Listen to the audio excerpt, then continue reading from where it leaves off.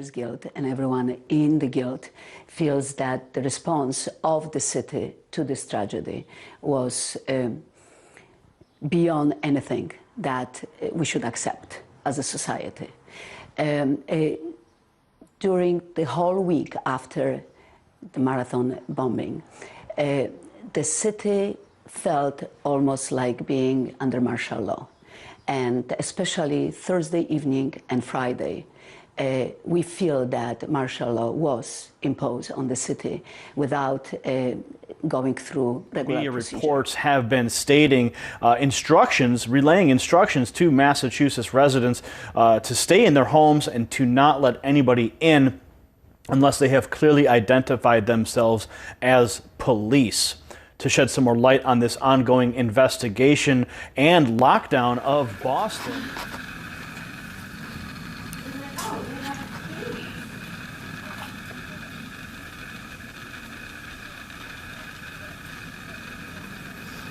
Apparently we're not the ones harboring a fugitive.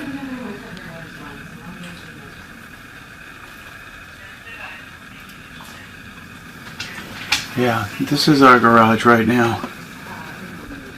What the hell?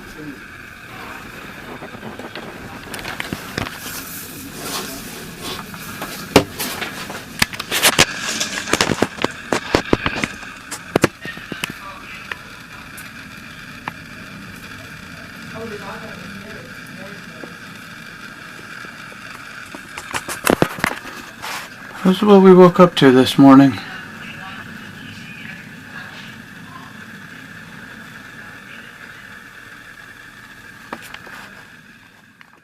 Yeah, this is from the book, The Mark of the Beast is the Chip.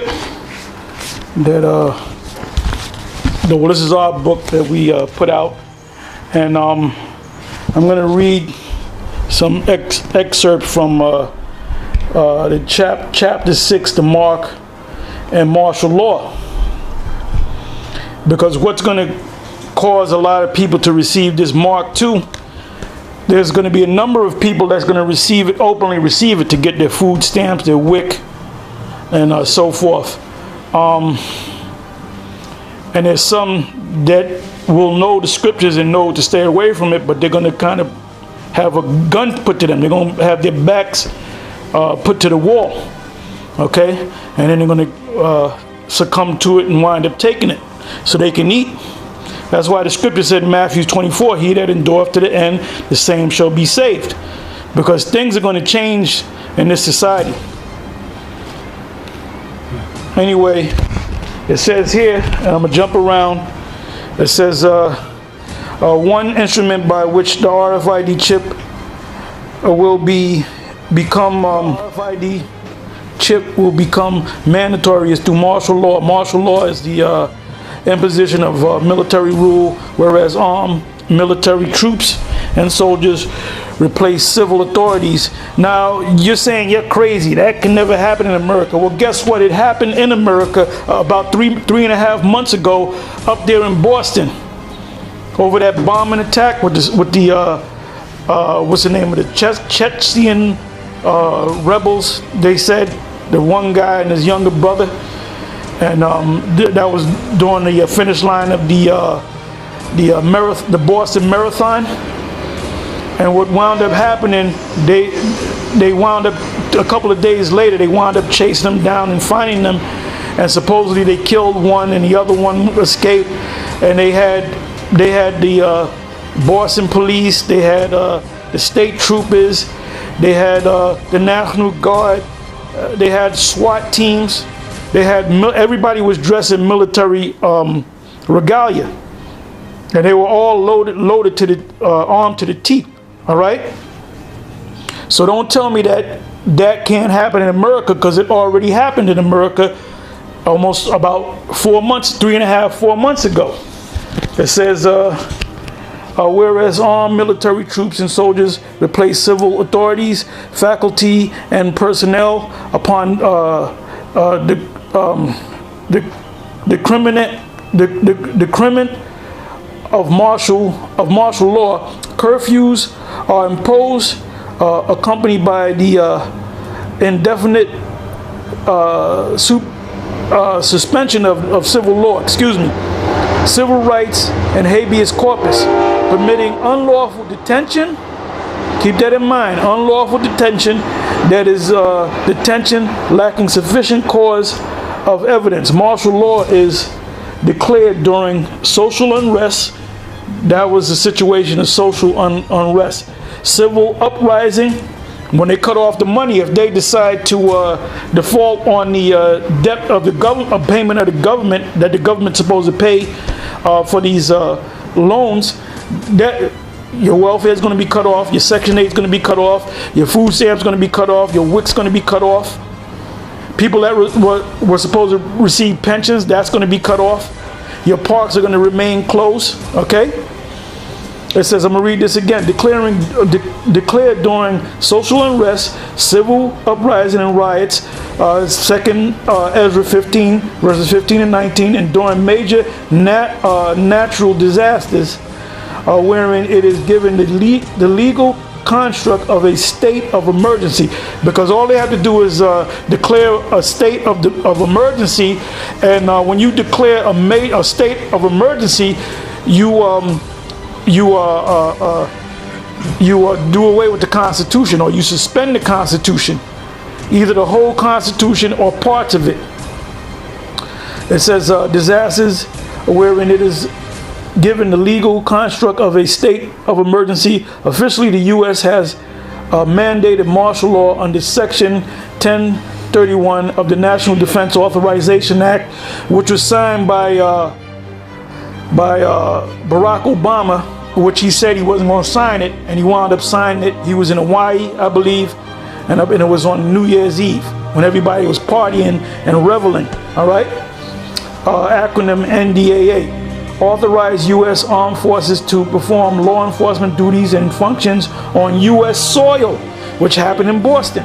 Congressman Ron Paul recently stated during an interview with radio talk show host Alex Jones discussing NDAA that it is literally legalizing martial law, and it's martial law. You got the Patriot Act in place, and you got the NDAA where they can snatch up U.S. citizens indefinitely.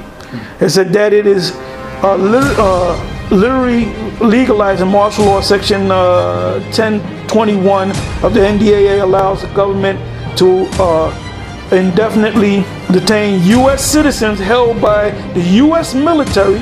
All right, that throws posse comitatus out the window under the law of war, because the government is going to declare war on the U.S. citizens without trial and have them exiled and deported.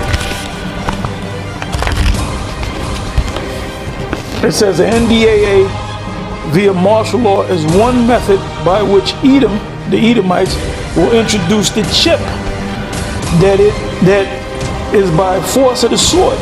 NDAA ensures previous legislation such as Obamacare. Like I said, this whole chip is going to be implemented through the Obama Health Care Plan. All right, or what we call the Obama Health Care Plan, are designed to push the chip, and is in accordance with prior legislation that will enable the government to proceed with martial law. For instance, the Patriot Act, I mentioned that. The Project Megiddo, we spoke about that, reported by the FBI targeting Hebrew Israelites. Okay? Now, in this, the NDAA section 1021, and this is what it says. And I'll read parts of it. So, as I said before, as I've been saying for the longest, you got Israelite clowns out there saying that we're going to be here for the next 40 years, 30 years, 50 years, you know. Alex, he said that we can be here for another 1,000 years. Shows how much he knows. But anyway, get into this. And I'm going to get into this brief. This is NDAA section 1021 and 1022. scary potential, right? And it says this, I'm going to just read parts of it.